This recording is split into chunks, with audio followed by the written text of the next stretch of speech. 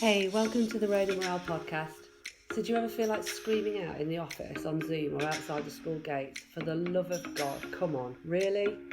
Then if this is you and you're looking for an honest, fun and frank podcast on life and business, then sit back and listen to me, Rona Morale.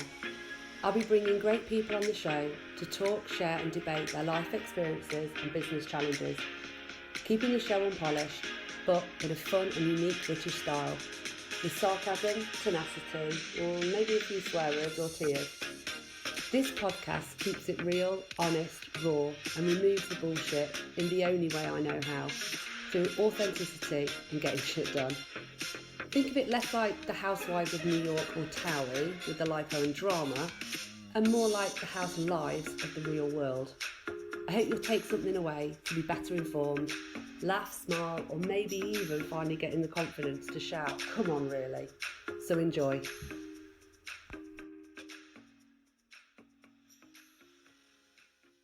Hey Dennis, welcome to the Road and Morale podcast. How are you? I'm doing great. Excellent. Do you want to tell everyone where you are calling from? Calling from Colfax, California, which is about an hour north of Sacramento.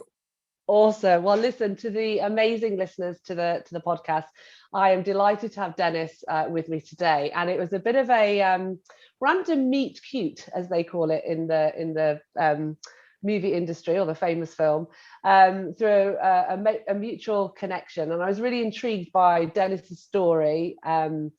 You grew up and was born and raised in California, has always been in farming with your family, from potatoes, onions, etc.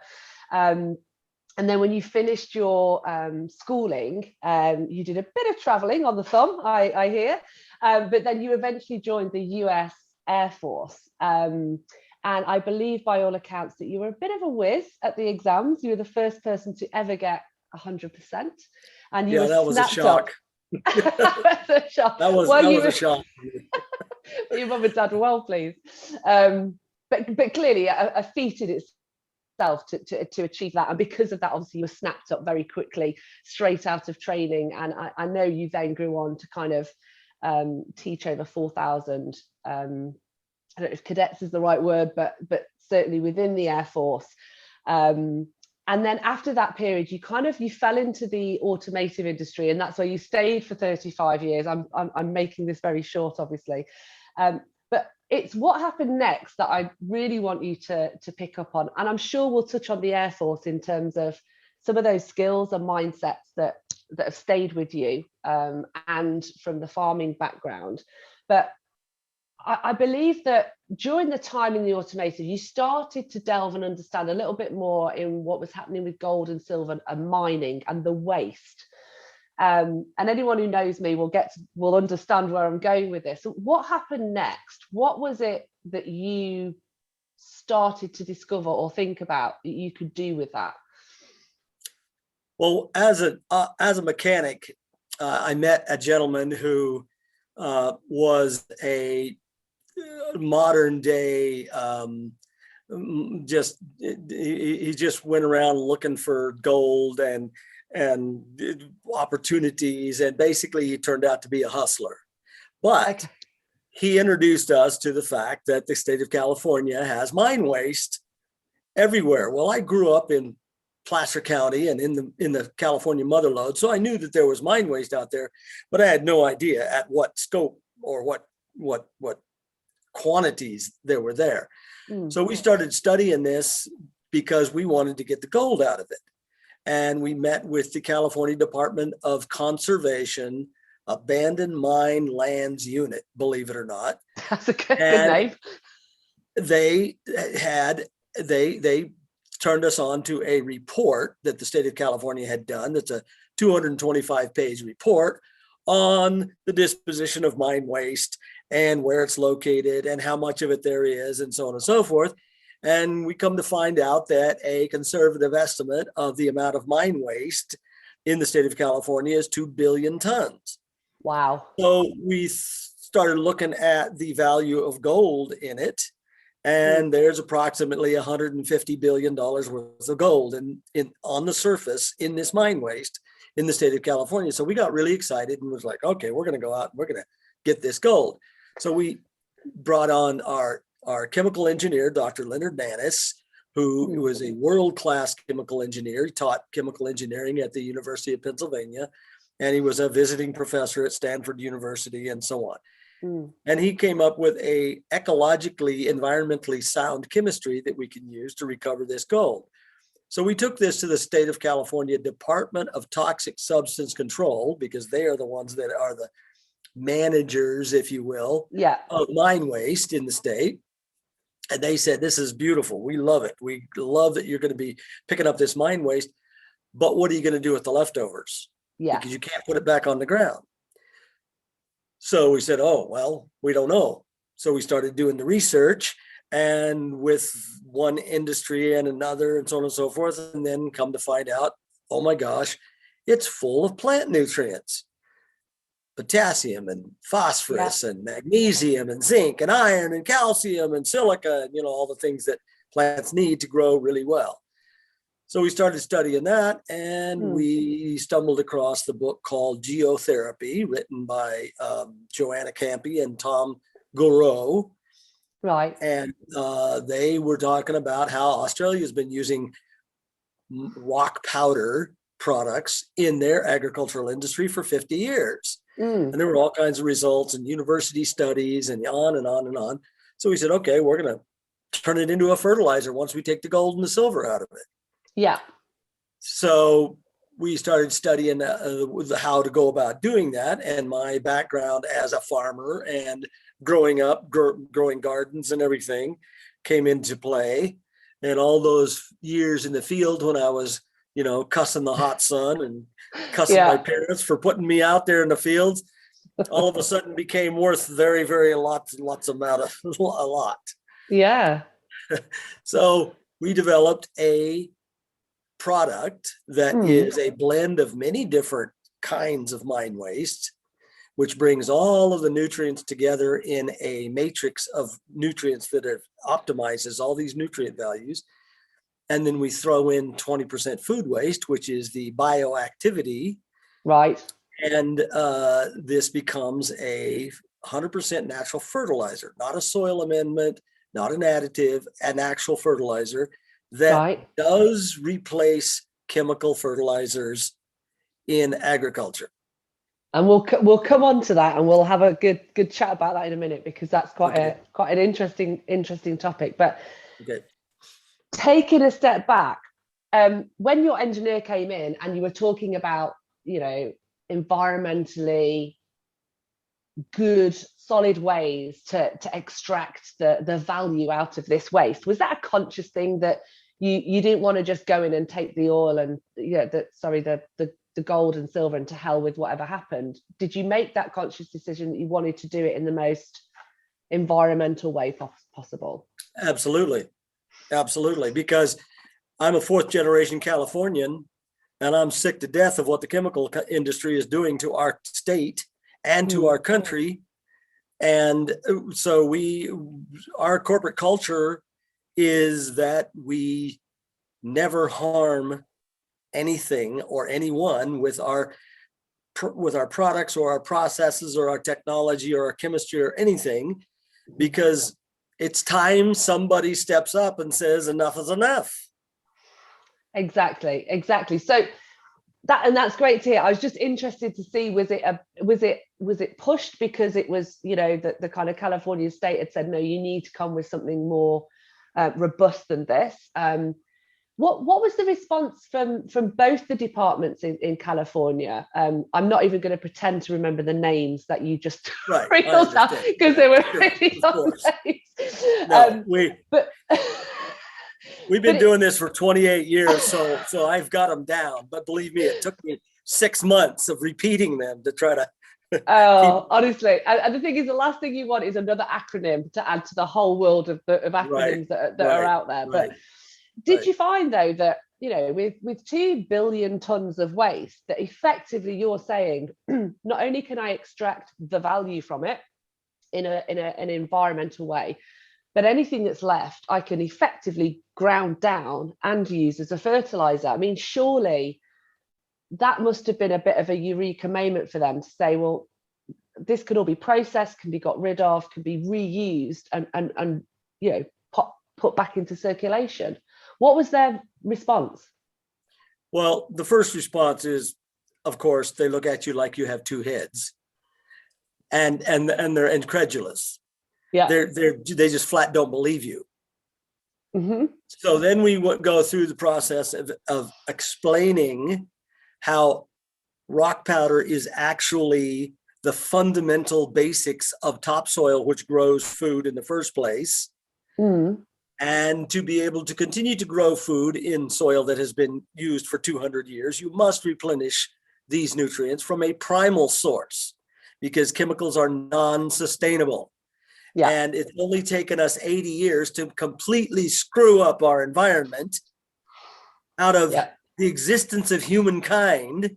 It's like the blink of an eye. So what, are we going to keep doing this, or are we going to do something different? And so that really helped, especially since it is the Department of Conservation, and they were already getting hints of people being angry because this chemicals from the farmland were ending up in Monterey Bay. Yeah, because it's the water as well, isn't it? It's not just the soil, but as it seeps through, and Absolutely. So they say, well, what's going to keep your product from doing the same thing? And we said, it's rock. It is non-soluble in water. You must have bacterial activity in the soil before it becomes solubilized well enough to go into the plant roots, and the bacteria only feeds the plant as much as it needs. It doesn't make any extra. Nature is very economical, very efficient. It's been doing it for 10 million years. Believe me, it can do it better than humans can. You'd think we'd learn, wouldn't you, really? We've got the science, we've got the knowledge, we've got the proof, it's all there. So after they'd looked at you like you got two heads, what point did you know that you got them and you were able to prove the concept through a case study, or how did that work? Well, it actually happened to be the chief of the Department of Toxic Substance Control. Mm-hmm. He caught myself and my partner Jim in the lobby of the building on our way out the door after our meeting with them. And he said, I understand what you guys are doing, and I am all for it. He said, you guys are on the verge of changing a lot of things, not just in mine waste, but in industry and so on and so forth. And he said, whenever you have, and this was way back when we just barely had a pilot study going on. He said, when you guys are ready to go and you guys are ready to move this stuff in millions of tons, all you have to do is give me a call. And he said, believe me, the barriers will be taken out of your way. My God, that's amazing. 12 years ago. And now we are ready to rock and roll. Wow. We're ready to create and deliver literally millions of tons of 100% natural fertilizer to completely replace chemical fertilizer. Wow. Now it's very easy to say. I mean, hearing that in that moment, when you know you've got someone on your side, on the inside, that's huge. Like, that's just amazing. But then you have to go away and go, right, we're going to have to do, because you've talked about 12 years there.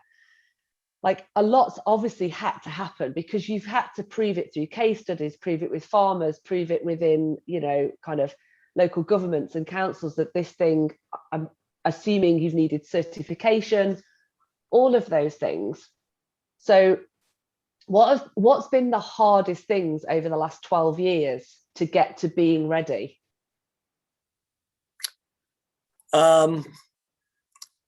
Just basically fighting off the feelings of we're never going to make it. It's never going to happen. There's too many barriers. On our letterhead, our corporate culture statement says, we shall proceed with the knowledge that barriers to our success do not exist. And that's our corporate mindset. And now Legislation has just come out as of July 13th in the state of California, which is the very first step to legislating chemical fertilizers out of use in agriculture in the state of California, because nobody wants to see the same thing happen to Monterey Bay that has happened to the Gulf of Mexico. Right. With all the algal blooms and the gases coming off of it and the devastation of the fishing industry and the shrimping industry, et cetera, et cetera. And this is no mystery. Everybody knows it's happening and they all know why. Yeah. Nobody wants to talk about it. And you're here amazingly talking about it. So that's great. Now I know this is a UK audience, but this will go around the world globally. But well, yes. And I think the thing for me is about, here's a great example of, we've seen an opportunity to get gold and silver, like what's that got to do with it? But then through that process, there's a way of doing it, taking away waste. And then you know what, the waste from the waste can then be used into actually regenerating and re-earthing our soils. Now, if that's not, an opportune moment to bring something circular, then I don't know really what is. What's frustrating to hear is that it takes so long and so many barriers for you to be at that point where you've had to wait for legislation where you can go, right, we can go now, we're ready. Out of interest, sorry, what does your father, I mean, I don't know if your father's still around, but what did your family think of this, coming from a farming background, and have probably used, what did they use, fertilizers or? We always used composts and kitchen waste and, compost. We always had a compost bucket growing up and never, ever even thought about using chemical fertilizers in the soil because my dad knew from childhood, and it actually happened to be a part of the religion that I was raised in, which was Seventh-day Adventist. Yeah. They have a health program that they talk about, and they're always going back to natural, always using the most natural. You eat food that is as close to its origins as possible. And you stay away from manufactured foods and packaged foods and foods that you cannot read the ingredients on. Without a degree, because they're anything that has more than 6 syllables is inedible. Fair enough. No, fair enough. But and you were saying something about global. Our business model was designed from the start, and our process model and everything has been designed from the start to be deployed anywhere in the world. We can make our fertilizer with ox carts and shovels and buckets, or we can make it with some of the most sophisticated equipment on the planet. It doesn't matter. We can do it with no electricity at all, or we can do it with electricity and power. We can haul water in buckets, or we can have it come in, pumped in pipes. We made it that way on purpose. So effectively, whether you're a mine in Africa versus a multi-billion-dollar miner in South Africa or California or wherever, the theory, the practicalities of it still work, right? Absolutely. So was your father and your family able to sustain farming through the generations and staying organic and natural? Or did they get to a point where it just became, I can't compete? Well, we didn't actually own any farm of our own. We worked in the farms. I grew up working in the fields of other farms. And we were aware of the shift in fertilizer as it came on, because you could get to the fields in the morning and you could smell the chemical fertilizer that had been applied. Yeah. And then they started coming out with warnings and so on and so forth. You don't want to be in the field for at least 24 hours after you put the fertilizer on. And even as a child, I'm thinking, they don't want us to be in the field when they put this stuff on the ground, yet they're expecting us to eat it. So what is the problem here? What is the, so it was always a conundrum in my mind growing up. And then, the one thing led to another. And I mean, literally, as a child, my grandfather was a concert violinist, and he put me on the track to be a classical opera tenor. That's all I ever wanted to be when I was growing up. And look where I am. I'm a farmer.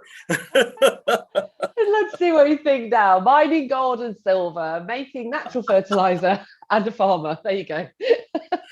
Oh, I love that. I love that, because all of these influences of when we're younger, and normally, certainly from grandparents, they're so empowering on us, and we just don't realize the strength of what they give to us.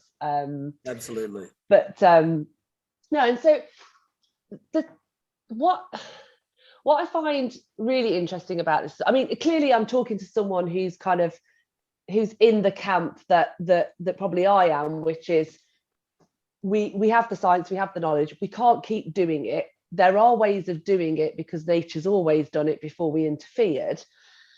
But there is that balance, though, of course, isn't there, in the world that says we've got growing populations, we've got more yields that we have to get, and but then on the flip of that, I'm kind of, well, but if you keep kind of destroying the soil, eventually it will have no value and you'll grow nothing.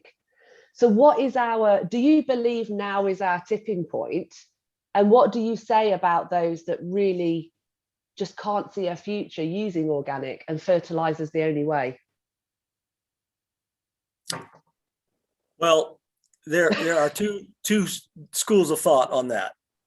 One of them is the economics side of it, and the other is the nutrient value and nutrient supply to the human race side of it.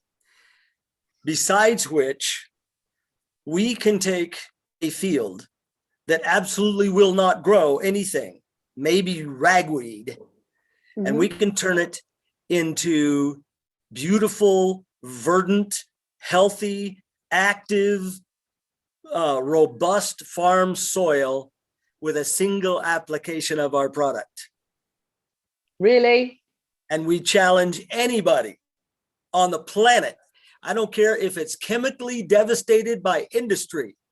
Right. All of the studies from all the universities all over the world, the American Academy of Microbiology, universities in Ireland and Australia and Germany and Sweden, all state that active bacteria and feeding the bacterial community will rejuvenate any kind of soil that has been devastated by even benzene. And we've done it. Wow. We cured what is called clubroot in the canola industry of Canada. We cured it with a single application in a laboratory. And this is Canada's premier soils laboratory, Inotech. Right, yeah. They are currently doing field trials on 4 acres of canola to verify and validate what they did in the laboratory. Yes. And this then will make us the exclusive supplier of agricultural fertilizer products to 20 million acres of canola, which will bring it back to its original yield or better, most likely better. Canada supplies 40% of the world's canola, I think, or more. Wow. 40 or more percent of the world's canola. And you're saying that yields can be achieved within a year? We cured clubroot with a single application. Right. And clubroot has been responsible for a drop in 50% yield in the canola industry in Canada. So we can, and since it's clubroot, we don't know for sure, but we can certainly get it back to its original condition within 2 to 3 years. In the almond industry, we put it on a almond orchard that was basically dead. Mm-hmm. It was growing almost no almonds. Yeah. And in a single season, we brought it back to yield better than it had ever achieved since it was new. And we attained those yield numbers for 5 years in a row. Wow. And so, listen, this is for someone who's not in the science, okay? But all of this sounds incredible. It's environmental, it's circular, it works, it's increasing yields.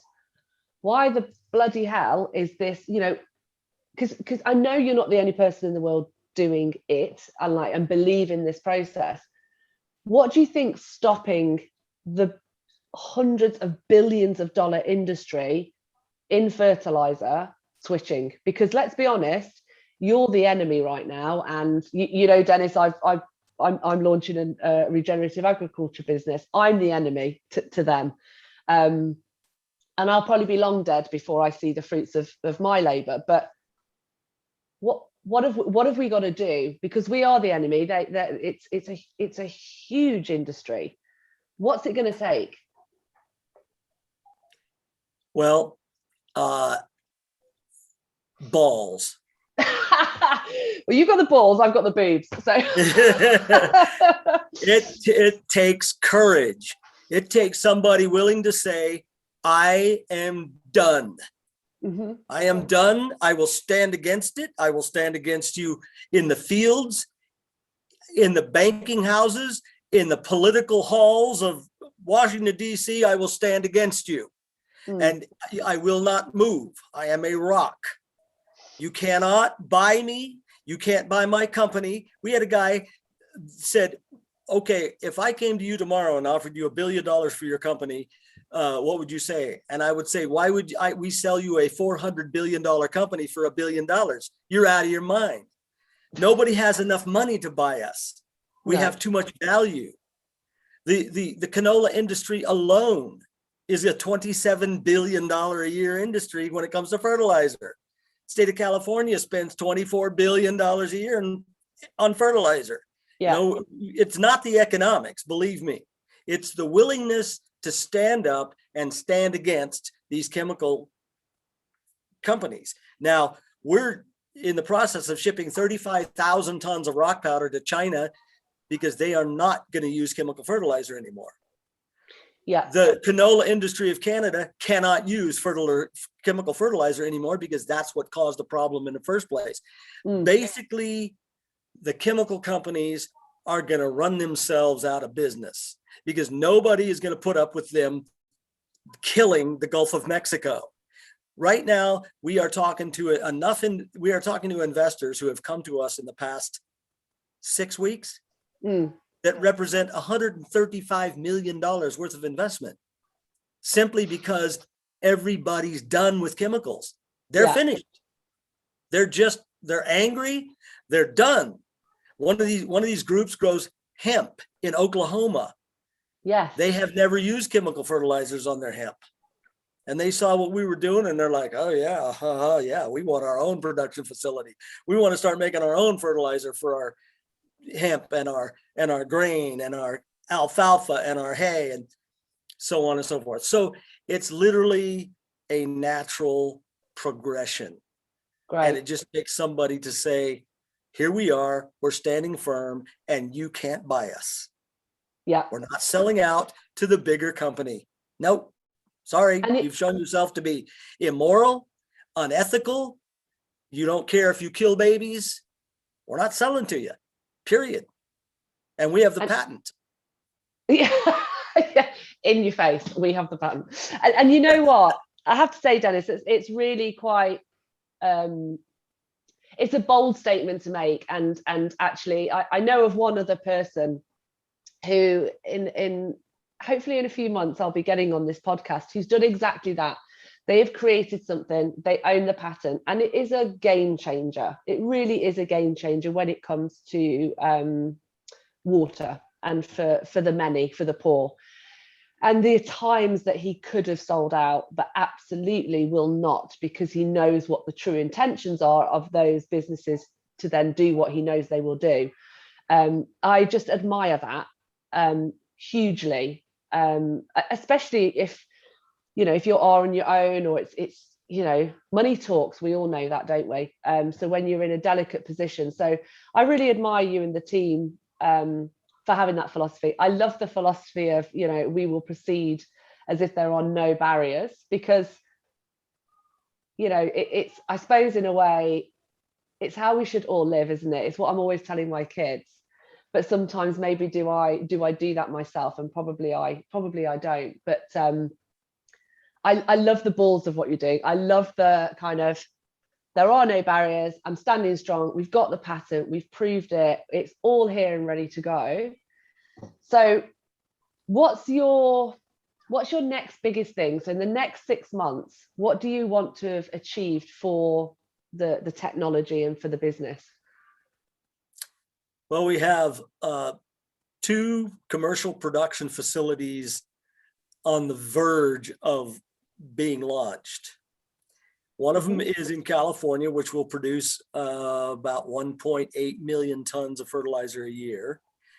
We produce our own biochar on site, which we blend with our fertilizer, and we use food waste from Dole Foods and a couple of grocery store chains and that kind of thing. So we remove methane as well as nitrous oxide, and we reduce greenhouse gas, et cetera, et cetera. So we're basically going to be the company that helps to implement California's goals for greenhouse gas reduction and so on and so forth. In Nevada has 300 million tons of mine waste on the surface that's contaminated with mercury that was put there by human beings when they were taking the gold and the silver out, and the mercury was left behind.